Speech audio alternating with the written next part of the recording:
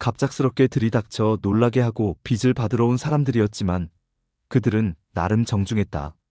함부로 그녀의 몸에 손을 대지 않았고 욕을 하지도 않았으며 집안 살림을 부수지도 않았다. 현관문이 경계선임을 분명히 하듯 문 밖에 서서 대화 좀 나누자는 말을 철저하게 내려다보며 했을 뿐이었다. 험악한 눈빛을 하고 아무 감정도 담기지 않은 차가운 어투로 채무 관계에 대해 고지했을 때부터 이미 서유는 겁에 질릴 수밖에 없었지만 똑똑 문을 두드린 순간 신고라도 하려던 건지 마음의 위안이 되리라 어리석게 믿었는지 모르게 반사적으로 쥔 폰만 든 채 서유는 그들이 타고 온 차에 몸을 실었다. 아직 동생 태윤을 집으로 데려오지 않고 혼자 있었다는 사실이 서윤의 유일한 위안이었다. 보스라는 남자 앞에 와서도 달라지는 건 없었다. 주기원의 딸을 데려왔습니다.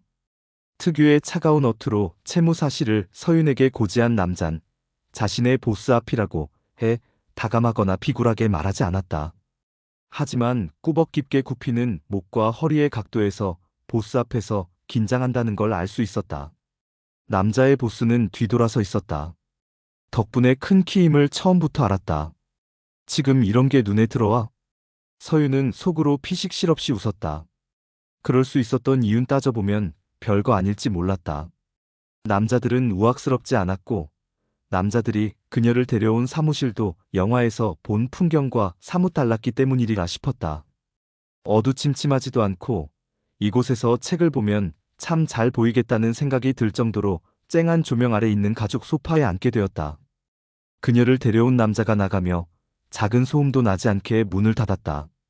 낯선 공간, 낯선 남자와 단둘만 남은 상황 앞에 밝은 조명은 더 이상 서윤을 달래주지 못했다.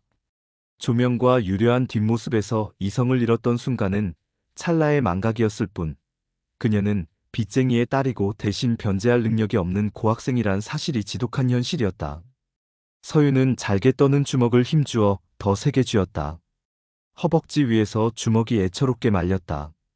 후, 조용히 숨을 몰아쉬었다. 보스가 돌아보는 줄 그래서 몰랐다. 저벅저벅 발걸음 소리와 묵직한 기척을 느끼고 난 후에야 보스가 돌아서 그녀 쪽으로 오는 걸 알아챘다. 어깨가 절로 오므라들고 침이 말랐다. 털썩 보스가 상석에 앉았다. 대각선 자리에 앉았던 터라 보스의 긴 다리가 곧장 시야에 가득 찼다. 큰 키에 어울리는 긴 다리였다. 살짝 벌려 앉았던 다리를 포개는 동작이 위협적일 만큼 절도 있었다.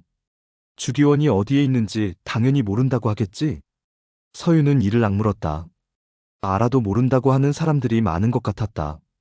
빚을 졌다 해도 가족이니 보호하려는 의도로 그럴 수도 있었다.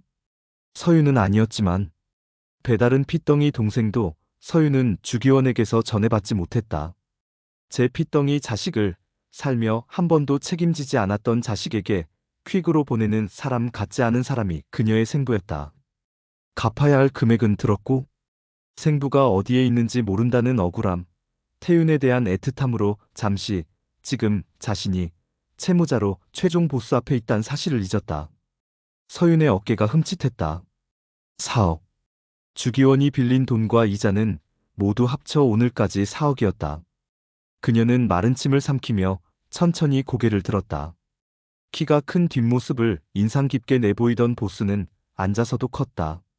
사무실 출입문과 창가 앞이란 거리가 보스의 덩치를 왜곡해 그녀에게 보여줬음을 단번에 깨달을 만큼이었다.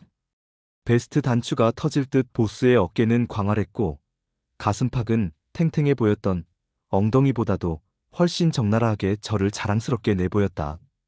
반대쪽으로 다리를 꼬지 않았다면 그녀의 종아리에까지 보스의 다리가 닿았을 만큼 길었다. 외양은 눈이 절로 갈 만큼 다부지고 훤칠했다.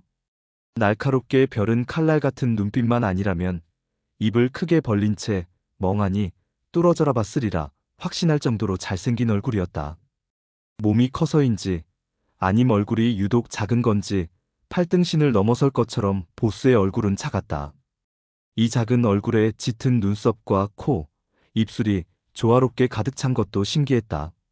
저당 잡힐 집도 절도 없기에 몸을 담보 잡아줬는데 보스의 시선을 더 맞추고 있을 수 없었고 순간 홀린 듯 바라보았단 사실도 깨달았기 때문이다. 날랐네? 목소리는 더없이 묵직하고 어려 보이는 얼굴에 비해 무게감이 느껴졌지만 어휘는 날 것처럼 적나라하고 품위가 없었다. 뭐, 대리 변제인이 건강하고 젊은 여성이라 주기원에겐 다행이랄까? 하나하나 있는 말에서 그걸 느낄 수 있었다. 서윤은 파르르 떠는 속눈썹을 밑으로 내리며 조금 더 강하게 주먹을 쥐었다. 시간을 조금만 주세요. 아, 콧방귀가 일으킨 바람이 그녀의 몸을 뒤흔드는 것처럼 강하게 느껴졌다. 돈 빌린 버러지들은 왜 다들 이렇게 진부할까? 제가 빌린 거 아니에요. 우스꽝스럽게 말꼬리가 올라갔다. 이것은 물음표가 붙은 말인지 아닌지. 어쨌든 답을 들으려 한 말은 아니었기에 서윤은 조금 더 용기를 끌어모았다. 생부가 빌린 400만 원을 갚으라며 처음 찾아왔던 빚쟁이를 만난 건 그녀가 16살 때였다. 그 이후로 이런 날이 오지 않으리라 생각했다면 그게 더 거짓말이고 바보였다. 하지만 실질적으로 그녀가 큰 돈을 모으기 시작한 건 얼마 되지 않았다.